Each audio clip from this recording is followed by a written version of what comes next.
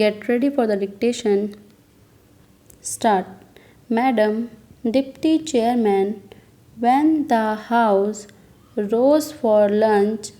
I was discussing the response of the public to the loan program of the government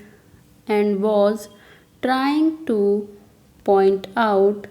that it was rather a serious tendency in the sense that the response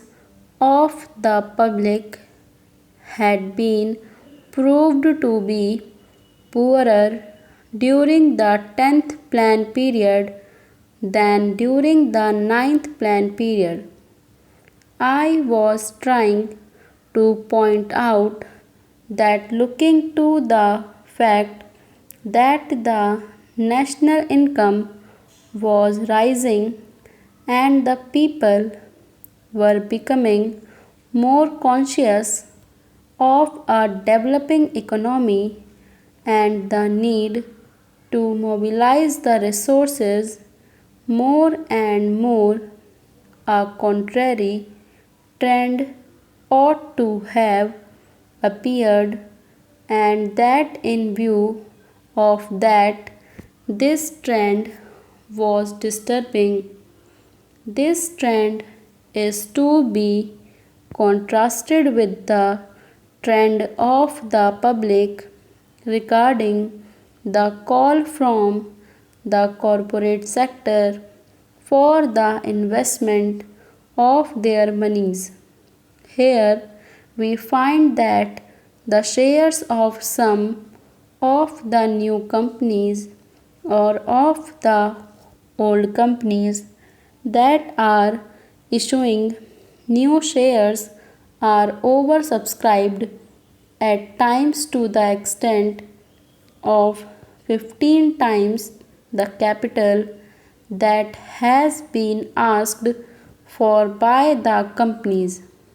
So here are two pictures. One, the picture of the government asking the public to subscribe to the public loans, and the other, the picture of the response of the public to the corporate sector demanding investment from the public. While on the one hand there is an enthusiastic response to the demand from the corporate sector, on the other there is a very poor response as far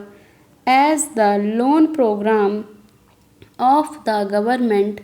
is concerned. This is a matter of some concern, and I feel that the government should pay more attention than just exhorting the people to save more and to hand over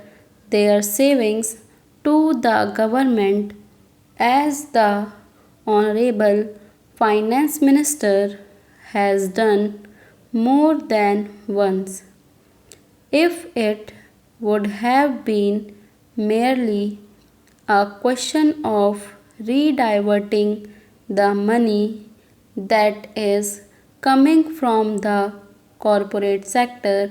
to the public exchequer in the form of loans, perhaps the matter would not have been so serious. Then it would have been just a question of reallocation of the functions between the public sector and the private sector. But I feel that there is a large amount of money which is just changing to some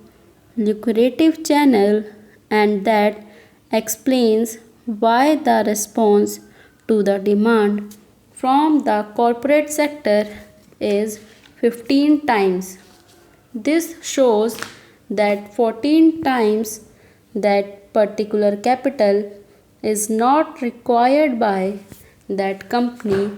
and if there had been some adequate step or measure whereby originally that money could have gone to the public exchequer, to that extent there would not have been any disappointment to the people who wanted shares but who did not get them, and disappointment to the public exchequer by not getting the response which it ought to have got. That, to my mind, leads to the question of the pattern of the rate of interest in a developing economy, and especially in view of the fact that a large number of companies are being floated today which have got an element of growth in them, thereby attracting so much capital towards them. The government of India will have to take into consideration the question of the rate pattern of interest on their loans,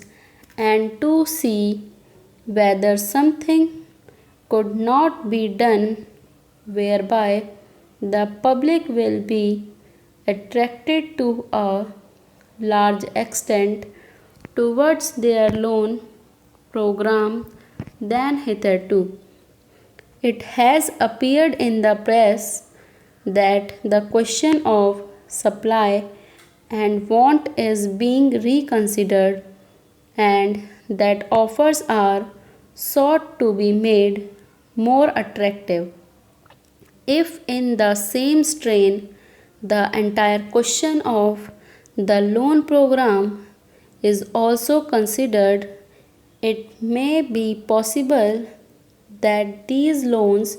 also might be made more attractive, and thereby more capital, which is today just changing the channels of profitable employment, might be diverted to the public exchequer in the form of public loans. Then there is the question of the state governments performing their part which has been assigned to them during the 11th plan period. In this connection, I would like to draw the attention of the Honorable House to a very important recommendation which has been made by the 11th Finance Commission, namely the appointment of a high power commission to go into the entire question of the allocation of financial resources between the central government and the state governments. They have argued the whole case in nearly 1.5 pages in order to show why it has now become necessary that a high power commission should be appointed to go into this important question. According to the Third Finance Commission, the allocation of resources between the center and the states was made at a time when planned economic development was not visualized. When the Constitution was framed, the development of the public sector, the new responsibilities which the states were going to assume, and a plan era were not properly visualized. and it was under these conditions